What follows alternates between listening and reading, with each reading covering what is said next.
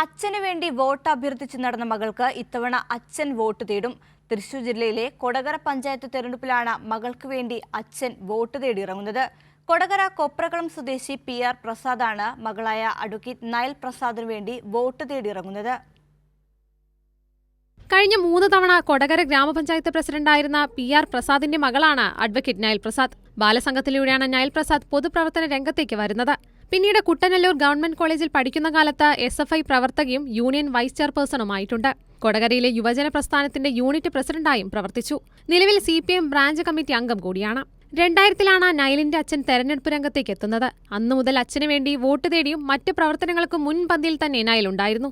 ഈ തെരഞ്ഞെടുപ്പിൽ അച്ഛന് പകരം അതേ വാർഡിൽ മകളാണ് സ്ഥാനാർത്ഥി. 2000-ൽ ഈ വാർഡിൽ നിന്ന് എതിരില്ലാതെ തെരഞ്ഞെടുക്കപ്പെട്ട ഒരാളാണ് ഞാൻ. 25 വർഷത്തിന് ശേഷം ഈ വാർഡിൽ നിന്ന് എൻ്റെ മകൾ സ്ഥാനാർത്ഥിയായി മത്സരിക്കുകയാണ്. അന്ന് ഞാൻ മത്സരിക്കുമ്പോൾ എനിക്ക് 27 വയസ്സാണ്. ഇന്ന് എൻ്റെ മകൾ മത്സരിക്കുമ്പോൾ മകൾക്കും 27 വയസ്സാണ്. ഈ നാട്ടിലെ എല്ലാ ആളുകളെയും നേരിട്ട് അറിയാവുന്ന ഒരാളാണ് ഞാൻ.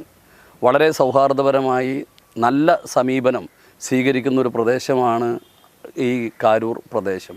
ഈ തെരഞ്ഞെടുപ്പിലും ഇടതുപക്ഷ ജനാധിപത്യ മുന്നണി സ്ഥാനാർത്ഥിയായി മത്സരിക്കുന്ന സഖാവ് അഡ്വക്കേറ്റ് നയൽ മികച്ച ഭൂരിപക്ഷത്തിന് ഈ വാർഡിൽ നിന്ന് തെരഞ്ഞെടുക്കും എന്ന പ്രതീക്ഷയാണ് എനിക്കുള്ളത്. CPM കൊടകര ഏരിയ കമ്മിറ്റി അംഗവും CITU ഏരിയ സെക്രട്ടറിയുമാണ് പ്രസാദ്. മകൾക്ക് മികച്ച പിന്തുണയുമായി പിതാവ് കൂടെ തന്നെയുണ്ട്. ആദ്യഘട്ട പ്രചരണം പൂർത്തിയാക്കിയ ശേഷം 2ാം ഘട്ട പ്രചരണം ആവേശപൂർവ്വമായി പുരോഗമിക്കുകയാണ്. കൈരളി ന്യൂസ്, തൃശൂർ.